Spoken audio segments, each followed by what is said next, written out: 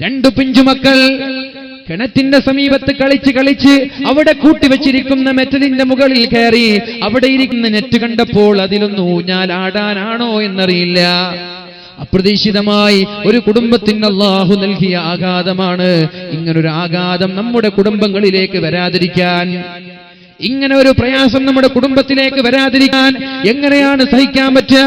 10 മാസം ഗർഭം ചുമന്ന ഉമ്മ, 2 വർഷക്കാലം മുലപ്പാല് നൽകിയ ഉമ്മ, മക്കളുടെ പ്രഭാവിക്ക് വേണ്ടി കഠിനാധ്വാനം ചെയ്ത് നാടില്ലാതെ പ്രവാസ ലോകത്തേക്ക് ചെന്നവിടെ അധ്വാനിച്ച 2 പിതാക്കന്മാർ, എങ്ങനെയാണ് ഒരു കുടുംബത്തിന് സഹിക്കാൻ പറ്റുക? മക്കൾ നടന്ന് കാണാൻ, മക്കളൊന്ന് സഞ്ചരിക്കുന്നത് കാണാൻ, മക്കളൊന്ന് ഓടുന്നത് കാണാൻ, മക്കളൊന്ന് സംസാരിക്കുന്നത് കാണാൻ ഒരുപാട് പ്രതീക്ഷയോടെ കാത്തിരുന്ന 2 ഉപ്പമാര്, 2 ഉമ്മമാർ അല്ലാഹുവർക്ക് പകരം നൽകുമാറാവട്ടെ. അല്ലാഹുവർക്ക് സ്വർഗീയ ലോകത്തൊരു ഭവനം നിർമ്മിക്കുമാറാവട്ടെ. അതിനാണ് ബൈത്തുൽ ഹംദി, സ്തുതിയുടെ വീട് എന്ന നാമമുള്ള ഒരു വീട് അല്ലാഹു ആ കുടുംബത്തിന് നൽകുമാറാവട്ടെ. പക്ഷെ ഞാൻ പറയട്ടെ, ഇങ്ങനൊരു അപകടം വന്നാൽ നമ്മൾക്ക് പിടിച്ചു നിൽക്കാൻ പറ്റുമോ? മക്കളില്ലാത്ത ഒരു ഭാര്യയുടെ, മക്കളില്ലാത്തൊരു പിതാവിന്റെ വിഷമം അനുഭവിക്കുന്ന ഒരാൾക്കറിയാം. ഉള്ള മക്കള് മരിച്ചു പോയാലുള്ള അവസ്ഥ എന്താ? ഇങ്ങനൊരു അപകടം വരാതിരിക്കാൻ, ഇങ്ങനൊരു പ്രശ്നം വരാതിരിക്കാൻ വേണ്ടി ദുആ ചെയ്യണേ. അല്ലാഹുമ്മ ഇന്നാ നഊദു ബിക മിൻ സവാലി നിഅമതിക വതഹവ്വുലി ആഫിയതിക വഫുജാഅതി നിഖ്മതിക വജമീഇ സഖതിക. പഠിച്ചോ? اللهم إني أعوذ بك من زوال نعمتك وتحول عافيتك وفجاءة نقمتك وجميع سخطك. اللهم إني أعوذ بك من زوال نعمتك وتحول عافيتك وفجاءة نقمتك وجميع سخطك. അല്ലാഹുവേ ഞാൻ നിന്നോട് കാവൽ തേടുകയാണ് റബ്ബേ. അല്ലാഹുമ്മ ഇന്നാ നഊദു ബിക, നിന്നോട് ഞങ്ങൾ കാവൽ തേടുകയാണല്ലോ. മിൻ സവാലി നിഅമതിക, നീ തന്ന നിഅമത്ത് നീ കൊണ്ടുപോവല്ലേ അല്ലാ. നീ തന്ന ജോലി നീ കൊണ്ടുപോവല്ലേ അല്ലാ. നീ തന്ന ശബ്ദം നീ കൊണ്ടുപോവല്ലേ അല്ലാ. നീ തന്ന ആരോഗ്യം നീ കൊണ്ടുപോവല്ലേ അല്ലാ. നീ തന്ന ബിസിനസ് നീ കൊണ്ടുപോവല്ലേ അല്ലാ. നീ തന്ന കാഴ്ചശക്തി കൊണ്ടുപോവല്ലേ അല്ലാ. നീ തന്ന മക്കളെ കൊണ്ടുപോവല്ലേ അല്ലാ. ഞങ്ങളുടെ മരണം വരെ നീ നിലനിർത്തണേ അല്ലാ.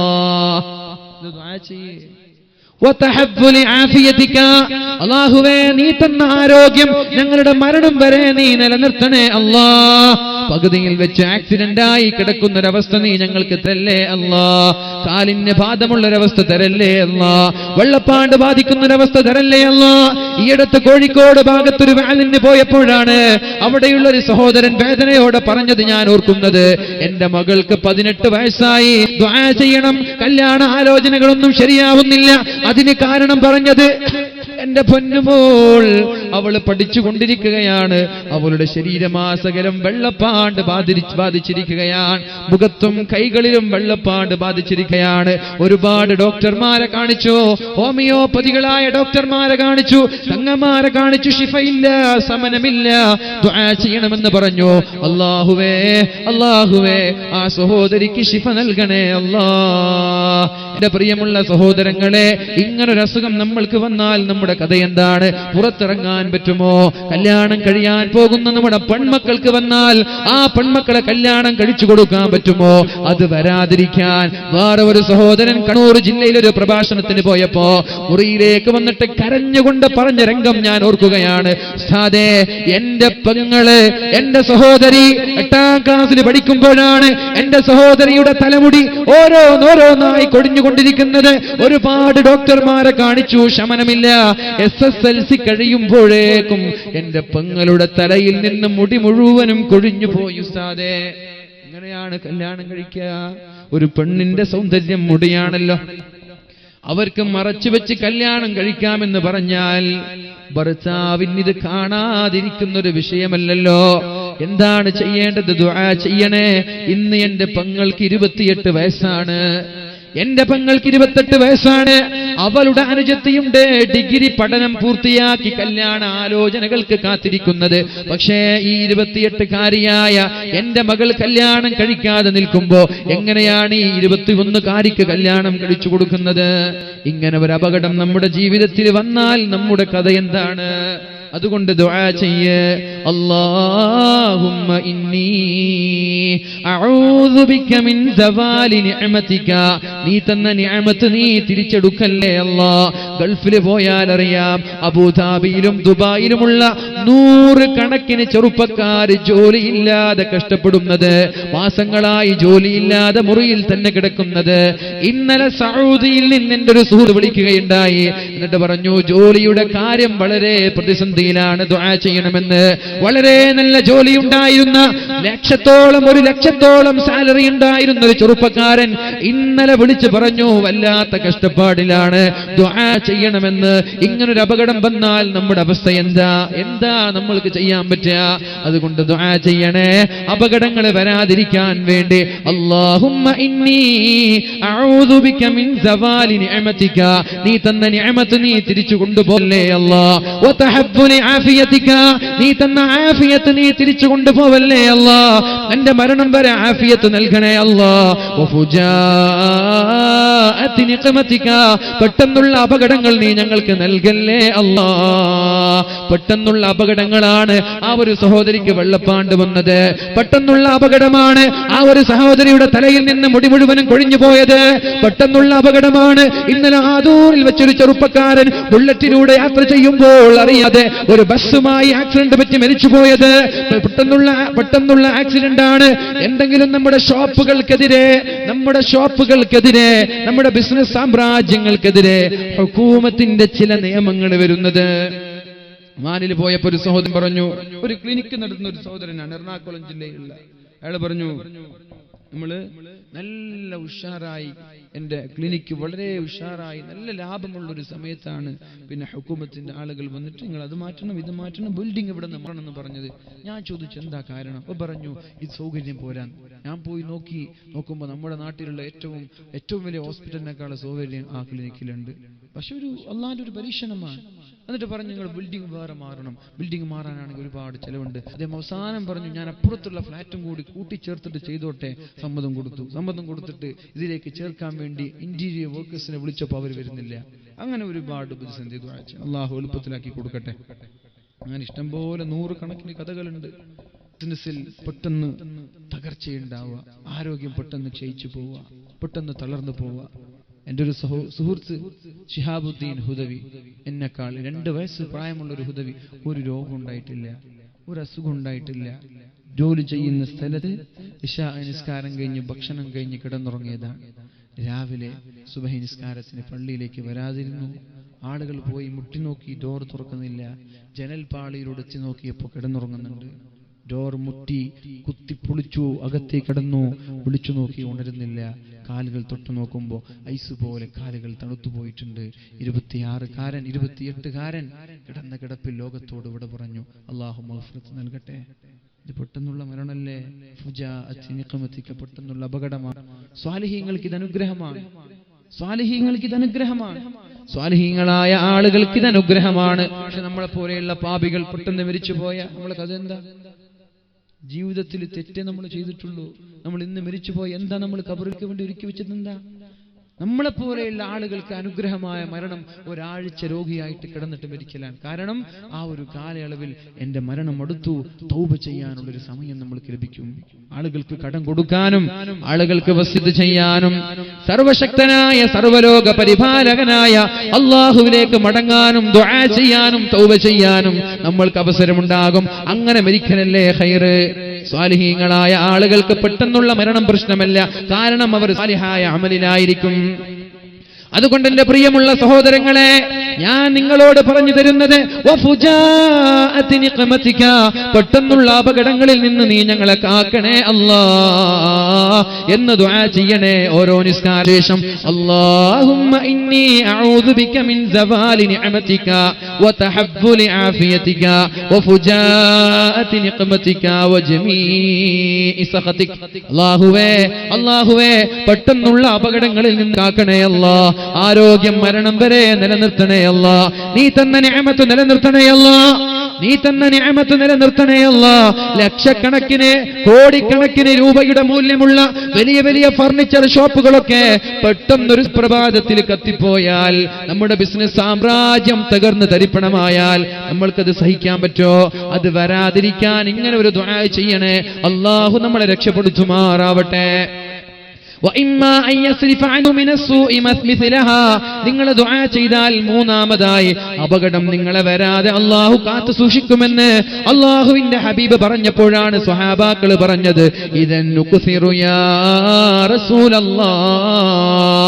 എന്നാൽ ഞങ്ങൾ ദുആ അധികരിപ്പിക്കാൻ പോവുകയാണ്, എന്ത് ആവശ്യമുണ്ടായാലും അള്ളാഹുവിനോട് ചോദിക്കാൻ പോവുകയാണെന്ന് അള്ളാഹുവിനോട് പറഞ്ഞപ്പോഴാണ് അള്ളാഹു പറഞ്ഞത്, അല്ലാഹു അക്ബർ, നിങ്ങൾ എത്ര ചോദിച്ചാലും അള്ളാഹുവിന്റെ ഖജനാവിൽ നിന്ന് കുറയുകയേ ഇല്ല.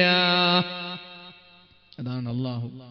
നാട്ടാരോടെ ഇപ്പൊ ഞാൻ ചോദിക്കട്ടെ, നമ്മളിവിടെ പിരിവിന് നമ്മളെ അഷ്റഫ് കാർഡ് ഉണ്ട്, അഷ്റഫ് ഒരുപാട് ഇതിനു വേണ്ടി ചെലവഴിച്ചു. അഷ്റഫ് കാർഡ് ഞാൻ വീണ്ടും ചോദിക്കുകയാണ്, നിങ്ങളൊരു ലക്ഷം കൊടുക്കാൻ തയ്യാറുണ്ടോ? അഷ്റഫ് നിങ്ങൾ കുറെ കൊടുത്തല്ലേ അങ്ങനെ പറയും, മൂപ്പർക്ക് തരുമായിരിക്കും, ഉദാഹരണം പറഞ്ഞ നമ്മൾ കൊടുത്തല്ലേ. പക്ഷെ റബ്ബ് അങ്ങനെയല്ല. ഇന്ന് ചോദിച്ചു, നാളെ ചോദിച്ചു, മറ്റന്നാൾ ചോദിച്ചു, പിന്നെ ഇന്ന് തന്നെ വീണ്ടും ചോദിച്ചു, റബ്ബ് തരും. അള്ളാഹുവിന്റെ ഖജനാവ് വിശാലമാണ്. അള്ളാഹു അക്ബർ. അള്ളാഹുവിന്റെ അടുത്ത് ഇഷ്ടം പോലെ ഉണ്ട്. ചോദിക്കാൻ നാണം വേണ്ട, ചോദിക്കാൻ ഷെയ്മ വേണ്ട. എന്താ നിങ്ങൾക്ക് ആവശ്യമുള്ളത് ഹലാലായതൊക്കെ ചോദിച്ചു വാങ്ങിക്കോളി, റബ്ബ് തരും. വിശ്വാസം മനസ്സിലുണ്ടായാൽ മതി. അല്ലാഹു നൽകുമാറാവട്ടെ, അല്ലാഹു നൽകുമാറാവട്ടെ. റസൂലുള്ളാഹി സ്വല്ലല്ലാഹു അലൈഹി വസല്ലം പറയുന്നുണ്ട്, യബ്ന ആദം, ഓ ആദമിന്റെ പുത്ര, മനുഷ്യന്മാരെ, ഇന്നക മാ ദഅൗതനി വറജൗതനി ഗഫർതു ലക, നീ എനിക്ക് ദുആ ചെയ്യുന്ന കാലത്തോളം ഞാൻ നിനക്ക് പുറത്തു തരാം. എനിക്ക് ദുആ ചെയ്യുന്ന കാലത്തോളം ഞാൻ നിനക്ക് പുറത്തു തരാം. ഇന്നക മാ ദഅൗതനി വറജൗതനി ഗഫർതു ലക അലാ മാ കാന മിൻക വലാ ഉബാലി, നിന്റെ സമീപത്ത് നിന്ന് എത്ര വലിയ പാപമുണ്ടായാലും, എത്ര വലിയ തെറ്റുണ്ടായാലും, എത്ര വലിയ ഗൗരവമുള്ള മഹാപാപമായാലും ഞാനത് പരിഗണിക്കുകയേ ഇല്ല, ഞാനത് ഗൗനിക്കുകയേ ഇല്ല. നീ എന്നോട് ദുആ ചെയ്താൽ ഞാൻ നിനക്ക് പുറത്ത് തരിക തന്നെ ചെയ്യും. കള്ളുകുടിയന കള്ളു കുടിച്ചു പെട്ടെന്നൊരു വേല കേട്ടപ്പോ പഠിച്ചോണ്ട് ഞാൻ നന്നാവാണ് തീരുമാനിച്ചു. അങ്ങനെ രാത്രി റബ്ബിലേക്ക് മടങ്ങി ദുആ ചെയ്തു, നന്നായി. പിന്നെ ചങ്ങാതിമാരെ കൂടെ കൂട്ടി ഒരു മാസം കഴിഞ്ഞപ്പോൾ വീണ്ടും കുടിക്കാൻ തുടങ്ങി. പിന്നെയും ബോധമുണ്ടായി, പിന്നെയും ദുആ ചെയ്തു, പിന്നെയും മടങ്ങി. അങ്ങനെ നിങ്ങൾ 100 വട്ടം മടങ്ങിയാലും നിങ്ങൾ അള്ളാഹുവിലേക്ക് മടങ്ങാൻ വീണ്ടും തയ്യാറായി, റബ്ബ് പുറത്തുവരും. ഇത് തെറ്റ് ചെയ്യാനുള്ള ലൈസൻസ് തരല്ലേ, തെറ്റ് ചെയ്യാനുള്ള സർട്ടിഫിക്കറ്റ് തരില്ല. അങ്ങനെ തെറ്റിദ്ധരിക്കരുത്. അങ്ങനെ പെട്ടുപോയാൽ നിങ്ങൾ ഇനി എനിക്ക് അള്ളാഹു പുറത്തില്ല എന്ന് പറഞ്ഞിട്ട് ദുആ ചെയ്യാതിരിക്കരുത്. അതിനു വേണ്ടിയിട്ട് പറഞ്ഞുതരാം. പെട്ടുപോകും, മനുഷ്യനാണ് അല്ലെ. അള്ളാഹുവിന്റെ ഹബീബിന്റെ ശേഷം തെറ്റ് ചെയ്യാത്ത ഒരാളും ഭൂമി ലോകത്ത് ജനിച്ചു കൊണ്ടിട്ടില്ല. ഉണ്ടോ? മഅസൂം നബിതങ്ങളാണ്. അവസാനത്തെ മഅസൂം നബിതങ്ങളാണ്. പ്രവാചകന്മാരാണ് മഅസൂമിങ്ങൾ. തെറ്റിൽ നിന്ന് സംരക്ഷിക്കപ്പെടുന്നവരവരാണ്. അവസാനത്തെ ആൾ നബിത്തങ്ങളാണ്. നബിത്തങ്ങളെ ശേഷം അങ്ങനെ ഒരാൾ ജനിച്ചു വീണിട്ടില്ല. എല്ലാവരും തെറ്റുകാരാണ്. നിങ്ങൾ തെറ്റ് ചെയ്യും, സ്വാഭാവികമാണ്. പക്ഷേ ശരീരത്തെ നിയന്ത്രിക്കാൻ കഴിയാതെ ജീവിതത്തിൽ പാപങ്ങൾ വരുമ്പോ നിരാശരായി റബ്ബെനിക്ക് പുറത്തു തരൂല എന്ന് വിചാരിച്ച് ദുആ ചെയ്യാൻ മറക്കരുത്. ദുആ ചെയ്യ്, ഞാൻ പുറത്തു തരാം. അല്ലാഹു പറയുകയാണ്, റസൂലുള്ളാഹി സ്വല്ലല്ലാഹു അലൈഹി വസല്ലം പറഞ്ഞു, യബ്ന ആദം ലൗ ബലഗത് ദുനൂബുക അനാനസ് സമാ, നിങ്ങളുടെ പാപങ്ങൾ ആകാശത്തോളം വളർന്നു വന്നാൽ, നമ്മുടെ പാപങ്ങൾ ആകാശത്തോളം വളർന്നു വന്നാൽ, സുമ്മസ്തഗ്ഫർതനി ഗഫർതു ലക വലാ ഉബാലി, ആകാശം കണക്കെ നീ മാനം കണക്കെ പാപങ്ങൾ ചെയ്തിട്ട് പാപത്തിന്റെ ഭാരവുമായിട്ട് എന്റെ സമീപത്തേക്ക് ദുആ ചെയ്തുകൊണ്ട് മടങ്ങി വന്നാൽ ഞാൻ നിനക്ക് പുറത്തു തരാമെന്ന് പരിശുദ്ധ റസൂലുള്ളാഹ് അല്ലാഹുവിനെ കുറിച്ച് റിപ്പോർട്ട് ചെയ്യുന്നുണ്ട്. അല്ലാഹുവിന്റെ ഹദീസ്, ഖുദ്സിയായ ഹദീസ് പറഞ്ഞു തരുന്നുണ്ട്. പിന്നെ പറഞ്ഞു, ഇന്നക ലൗ അതൈതനി ബിഖുറാബിൽ അർളി ഖതായാ, നീ ഭൂമി മുഴുവനും പാപവുമായിട്ട് എന്റെ സമീപത്തേക്ക് കടന്നു വന്നു, നീ ശിർക്ക് ചെയ്തില്ല, പാപമോചനം ചെയ്യും. ശിർക്ക് പങ്കുകാരെ ചേർത്തില്ല. അല്ലാഹു പുറത്തു തരാത്ത തെറ്റുണ്ടോ? ഉണ്ടോ? അല്ലാഹു പുറത്തു തരാത്ത പാപമുണ്ടോ? ഉണ്ടോ? ശിർക്കിനും പുറത്തുതരും ഉണ്ടോ? അങ്ങനെ ഉണ്ടോ? ശിർക്ക് ചെയ്താല് തൗബ ചെയ്ത് മടങ്ങിയ കുറച്ചും പുറത്തുതരും. ശിർക്ക് പുറത്ത് തരൂല എന്നെങ്ങനെയാ പറയണത്? ഒരാൾ ശിർക്ക് ചെയ്ത് തൗബ ചെയ്യാതെ മരിച്ചു പോയാൽ അയാളുടെ കാര്യം കഷ്ടാണ്. ശിർക്ക് ചെയ്തു, റബ്ബിനോട് വേറൊരാളെ പങ്കു ചേർത്തു, തൗബ ചെയ്യാതെ അയാൾ മരിച്ചു പോയാൽ അയാളുടെ കാര്യം കഷ്ടാണ്. പക്ഷെ ശിർക്ക് ചെയ്ത ഒരാൾ പിന്നെ അയാൾക്ക് ഖേദുണ്ടായി, റബ്ബിലേക്ക് മടങ്ങി, അല്ലാഹു പുറത്തു തരും. പക്ഷേ ശിർക്ക് ചെയ്യാത്ത ഒരാൾ, അല്ലാഹു ഏകനായ റബ്ബ് എന്ന് വിശ്വസിച്ചവരാൾ, ജീവിതത്തിലുടനീളം തെറ്റ് ചെയ്ത് ജീവിച്ചു, മരിക്കുമ്പോ തൗബ പോലും ചെയ്യാതെയാണ് അയാൾ മരിച്ചത് എന്ന് വെച്ച് അയാൾ നരകത്തിലാണെന്ന് നമ്മൾക്ക് ഉറപ്പിക്കാൻ പറ്റൂല. അല്ലാഹു ഒരുപക്ഷെ പുറത്തു കൊടുത്തിട്ടുണ്ടാവാം. അത് അള്ളാന്റെ ഇഷ്ടമാണ്, അള്ളാന്റെ ചോയ്സാണ്. അത് ഇടപെടാൻ നമ്മൾക്ക് പറ്റൂല. മനസ്സിലായോ? ശിർക്ക് ചെയ്യാത്ത ഒരാൾ ജീവിതത്തിൽ എത്ര പേര് തെറ്റ് ചെയ്തു, നമ്മൾ നരകത്തിൽ നിന്ന് പറയരുത്. കാരണം റബ്ബ് അയാൾക്ക് പുറത്തു കൊടുത്തേക്കാം. പക്ഷെ ശിർക്ക് ചെയ്തിട്ട് തൗബ ചെയ്യാതെ മരിച്ചു പോയാൽ നോ എക്സ്ക്യൂസ്, ഇളവില്ല. ഇതാണ് പറഞ്ഞത്, നിങ്ങൾ ശിർക്ക് ചെയ്യാതെ എത്ര വലിയ തെറ്റ് ചെയ്താലും നിങ്ങൾക്ക് ഞാൻ മാപ്പ് തരാമെന്ന് പരിശുദ്ധ റസൂലുള്ളാഹി സ്വല്ലല്ലാഹു അലൈഹി വസല്ലം. ഇനി ഞാൻ ചോദിക്കട്ടെ, എങ്ങനെയാണ് അല്ലാഹു നമ്മുടെ ദുആഇന് ഉത്തരം നൽകുന്നത്? അല്ലാഹുവിന്റെ ഹബീബ് പറഞ്ഞു, അർറജുലു യുതീലുസ് സഫറ, ദീർഘമായ യാത്ര പോകുന്ന ഒരാൾ, മുസാഫിറിന്റെ ദുആഇന് ഉത്തരമുണ്ടല്ലോ. മുസാഫിറിന്റെ ദുആഇന് ഉത്തരമില്ലേ? നമ്മുടെ നൗഷാദ് ഖത്തറിൽ നിന്ന് വന്നിട്ടുണ്ട് ഇവിടെ. അപ്പൊ യാത്ര തിരിച്ചു പോവാൻ, ആ പോകുന്ന സമയത്ത് പഠിച്ചോനെ എന്റെ ഉദ്ദേശങ്ങളൊക്കെ പൂർത്തീകരിക്കണേ എന്ന് പറഞ്ഞ് ദുആ ചെയ്ത് അള്ളാഹ് പുറത്തു കൊടുക്കും.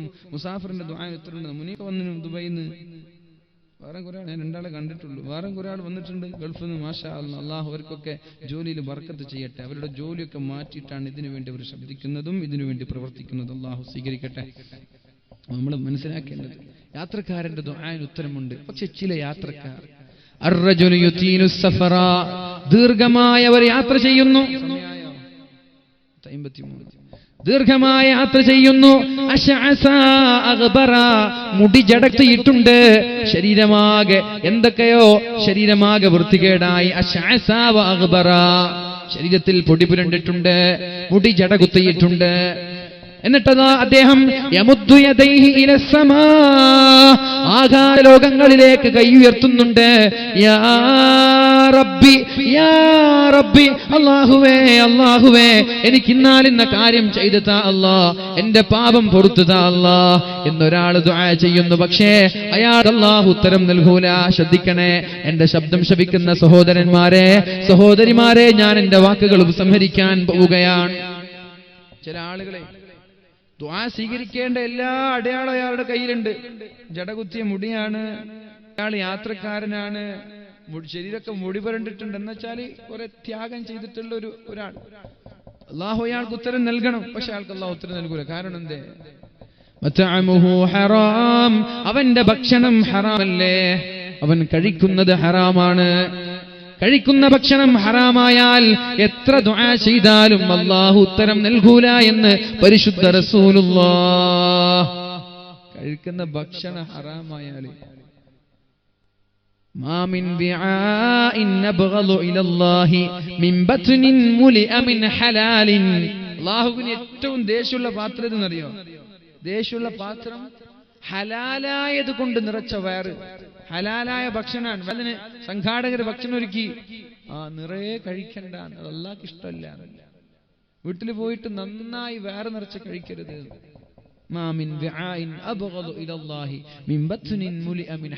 ഹലാൽ കൊണ്ട് നിങ്ങൾ വയറ് നിറക്കുന്നവർ അല്ലാഹുവിന് ഇഷ്ടമല്ല. പിന്നെ ഹറാമിന്റെ കാര്യം പറയണോ? ഹറാമായിട്ടുള്ള ഒരു അംശം നമ്മുടെ ശരീരത്തിലേക്ക് കയറിയാൽ ദുആഇന് ഇജാബത്തില്ല. കുല്ലു ലഹ്മിൻ നബത മിൻ സുഖ്തിൻ ഫന്നാറു ഔലാ ബിഹി, ഹറാമിൽ നിന്ന് നറിഷ്മെന്റ് ലഭിച്ച, ഹറാമിൽ നിന്ന് പോഷണം ലഭിച്ച, ഹറാമിൽ നിന്ന് വളർന്ന ശരീരം നരകത്തിലേക്കുള്ള ശരീരമാണെന്ന് മുഹമ്മദുർ റസൂലുള്ളാഹി സ്വല്ലല്ലാഹു അലൈഹി വസല്ലം. പഴയകാല ഉമ്മമാർ പഴയകാല ഭാര്യമാർ ഭർത്താക്കന്മാരോട് പറയുമായിരുന്നു, ഇന്നാ നസ്ബിറു അലൽ ജൂ, ഞങ്ങൾ എത്ര വേണമെങ്കിലും പട്ടിണി കിടന്നോളാം, വലാ നസ്ബിറു അലന്നാർ, നരകത്തിന്റെ തീയിനെ സഹിക്കാൻ ഞങ്ങൾക്ക് കഴിയില്ല, അതുകൊണ്ട് ഹറാമായ സമ്പാദ്യങ്ങളുമായിട്ട് ഞങ്ങൾക്കോ ഞങ്ങളുടെ മക്കൾക്കോ നൽകാൻ പാടില്ല. സമ്പാദിക്കാൻ പോകുന്ന വീട്ടിൽ നിന്ന് പുറത്തിറങ്ങുന്ന ഭർത്താക്കന്മാരോട് വീട്ടിലുള്ള ഭാര്യമാര് നൽകിയിരുന്ന ഉപദേശമാണ്, ഇന്നാ നസ്ബിറു അലൽ ജൂ, നമ്മൾ സഹിച്ചോളാം, 2 ദിവസമോ 3 ദിവസമോ.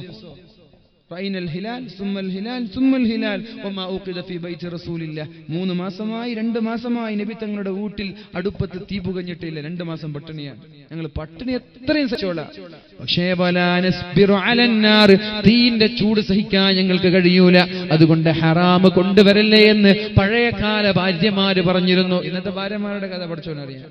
അപ്പുറത്തെ വീട് കാണുമ്പോൾ അതിനേക്കാളും വലിയ വീട് നമുക്ക് വേണം, അപ്പുറത്തെ സാരി കാണുമ്പോൾ അതിനേക്കാളും മുന്തിയ സാരി വേണം, അതിനേക്കാളും മുന്തിയ വണ്ടി വേണം, പുതിയാപ്പിളക്കാണെങ്കിൽ അതിന് കഴിവില്ല. എന്നാൽ പിന്നെ ഭാര്യയുടെ നിർബന്ധം കൊണ്ട് വല്ല അപ്പുറത്തുനിന്ന് മോഷ്ടിക്കുക, അറബിയുടെ ട്രൗസറോടെ കൂരിയിട്ട് ഇങ്ങോട്ട് വരിക. ഇത്ര ആളുണ്ടെന്ന് നിങ്ങൾക്ക്, ഇത്ര ആളുണ്ടെന്ന് അറിയാം, ഇഷ്ടം പോലെ ആൾ എനിക്കറിയാം, ഇഷ്ടം പോലെ ആൾ നാട്ടിൽ വലിയ പ്രമാണമായിട്ട് നടക്കുന്നിട്ട് കോടികൾ മുക്കിയിട്ട് ഗൾഫിൽ നിന്ന് ദുബായിൽ നിന്ന് മറ്റുള്ള നാട്ടിൽ നിന്നൊക്കെ കോടികൾ മുക്കിയിട്ട് വരും. എന്നിട്ട് ഇവിടെ പള്ളിയുടെ പ്രസിഡന്റ് പള്ളിയുടെ സെക്രട്ടറി ആയിട്ട് ഞെളിഞ്ഞ് നടക്കും. ഹറാമാണ് അവരുടെ ഭക്ഷണം. മക്കൾക്കും അയാൾ നടത്തുന്ന ബിസിനസ്സും വണ്ടിയും ഒക്കെ ഹറാം. എങ്ങനെയാണ് അള്ളാഹു ഉത്തരം നൽകുക? ഹറാമിന്റെ അംശം ശരീരത്തിലേക്ക് പോവാതെ സൂക്ഷിക്കണം. എല്ലാ സമ്പാദിക്കുന്ന ആളുകളും അള്ളാഹു നമ്മൾക്ക് ബോധം നൽകട്ടെ. ആമീന്റെ സ്ട്രോങ്ങൊക്കെ കുറഞ്ഞത് നിർത്താനുള്ള സൂചനയാണ്. വമശ്റബുഹു ഹറാം, നിങ്ങൾ കുടിക്കുന്നതും ഹറാം. വമൽബസുഹു ഹറാം, നമ്മുടെ വസ്ത്രവും ഹറാം. വഗുദിയ ബിൽ ഹറാം ഫഅന്നാ യുസ്തജാബ്, നിങ്ങൾക്ക് എങ്ങനെ ഉത്തരം ലഭിക്കുക? അതുകൊണ്ട് ഹറാം കഴിക്കുന്ന, ഹറാമുമായി ഇടപെടുന്ന ആളുകൾക്ക് അള്ളാഹു ഉത്തരം നൽകിയില്ല. അതിൽ നിന്ന് പൂർണ്ണമായി മാറി റബ്ബിനോട് തൗബ ചെയ്യുക. അള്ളാഹു നമ്മൾക്ക് പുറത്തു തരട്ടെ. ഇനി ഒരു കാര്യം കൂടി ഞാൻ പറഞ്ഞെന്റെ വാക്കുകൾ സംഹരിക്കുകയാണ്. നിങ്ങൾ ദുആ ചെയ്യാൻ പാടില്ല. 3 ആളുകൾക്കെതിരെ ദുആ ചെയ്യാൻ പാടില്ലെന്നാണ്. ലാ തദ്ഉ അലാ അൻഫുസികും, നിങ്ങളുടെ ശരീരത്തിനെതിരെ നിങ്ങൾ ദുആ ചെയ്യാൻ പാടില്ല. പക്ഷെ ഒരാൾ ദുആ ചെയ്തിട്ടുണ്ട്, അല്ലാഹു ആ ദുആ സ്വീകരിച്ചിട്ടുണ്ട്. ശ്രദ്ധിക്കണേ, ഹബീബിനോടുള്ള പ്രണയം എത്രത്തോളം വേണമെന്ന് സൂചിപ്പിക്കുന്ന ചരിത്രമാണ്. പരിശുദ്ധ റസൂലുള്ളാഹി സ്വല്ലല്ലാഹു അലൈഹി വസല്ലം ലോകത്തോട് വിട പറഞ്ഞ ആ ശ്ലോകനീയമായ ദിവസം, നമ്മുടെ മുസ്തഫ ഉദവി ആ കൂടിന്റെ വിഷയമാണ്. റസൂലുള്ളാഹി തങ്ങളുടെ വഫാത്തിന്റെ ശ്ലോകനീയ നിമിഷങ്ങൾ എന്നൊരു വിഷയമാണ്. ഇൻഷാ അല്ലാഹ് നമ്മളൊക്കെ സജീവമായിട്ട് ഇവിടെ വേണം. അതുകൊണ്ട് ഇന്നൊന്നും പിരിവിന്റെ കാര്യം പറയാത്തത്. പറയണോ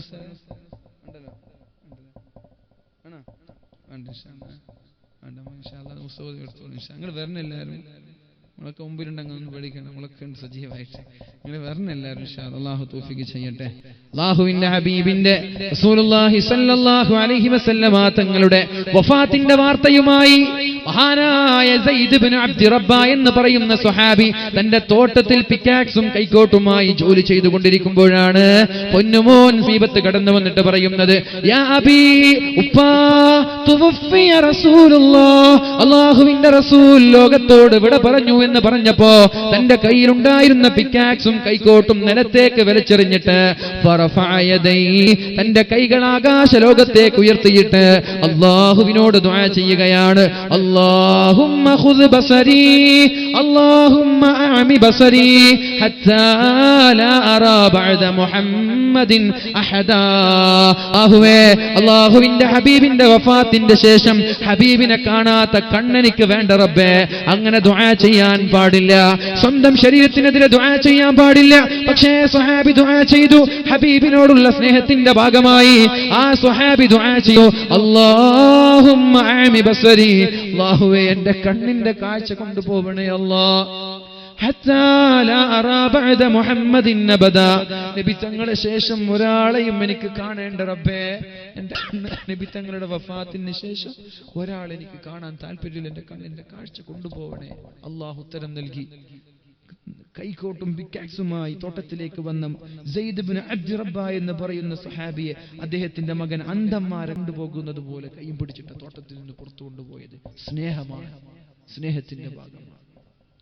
പക്ഷെ അല്ലാഹുവോട് പ്രശ്നം ഉണ്ടാക്കിയില്ല. ലാ തദഉ അലാ നഫ്സി, സ്വന്തം ശരീരത്തിന്റെ മേൽ ദുആ ചെയ്യാൻ പാടില്ല. പക്ഷെ ഹബീബിനോടുള്ള പ്രണയമാകുമ്പോൾ അതിനും എക്സ്ക്യൂസ് കൊടുത്തു. അള്ളാഹു ഓൺ ദി സ്പോട്ട് ഉത്തരം നൽകി. പ്രണയം, സ്നേഹം, ഹബീബിനോടുള്ള ബന്ധം അത് വേറെയാണ്. വലാ തദഉ അലാ അംവാലിക്കും, നിങ്ങളുടെ സമ്പത്തിനെതിരെ ദുആ ചെയ്യാൻ പാടില്ല. സമ്പത്തിനെതിരെ ദുആ ചെയ്യരുത്. വലാ തദഉ അലാ ഔലാദിക്കും, മക്കൾക്കെതിരെ ദുആ ചെയ്യരുത്. മക്കൾക്കെതിരെ ദുആ ചെയ്യരുത്.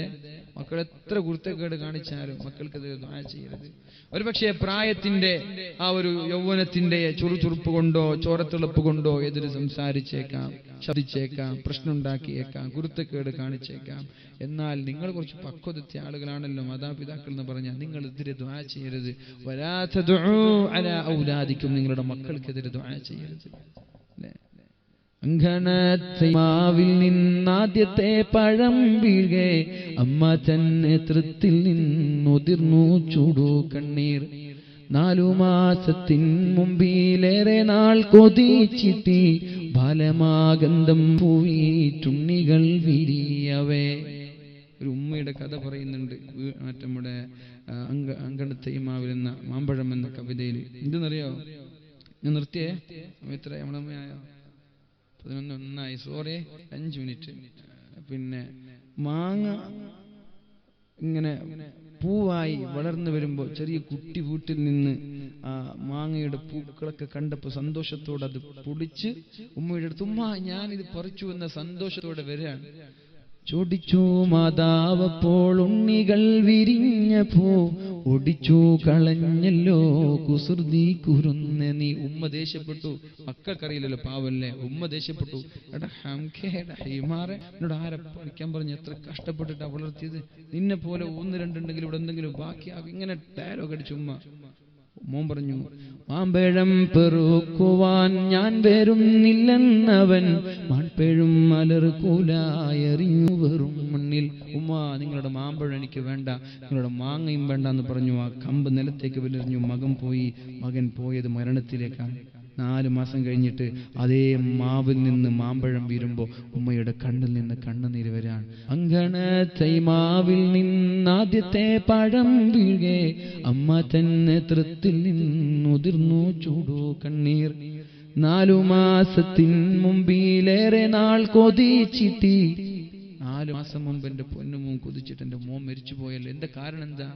മക്കളെ എതിരെ ശപിച്ചു, മക്കൾക്കെതിരെ ദുആ ചെയ്തു. കാരണം നിങ്ങളുടെയും റബ്ബിന്റെയും ഒരു സമയം യോജിച്ചു വന്നാൽ അള്ളാഹു ആ ദുആക്ക് ഉത്തരം നൽകിയ മക്കൾക്ക് അപകടം ഉണ്ടാവും. വാക്കുകൾ കൂട്ടി ചൊല്ലാൻ വയ്യാത്ത കിടാങ്ങളെ ദീർഘദർശനം ചെയ്യും ദൈവജ്ഞരല്ലോ നിങ്ങൾ.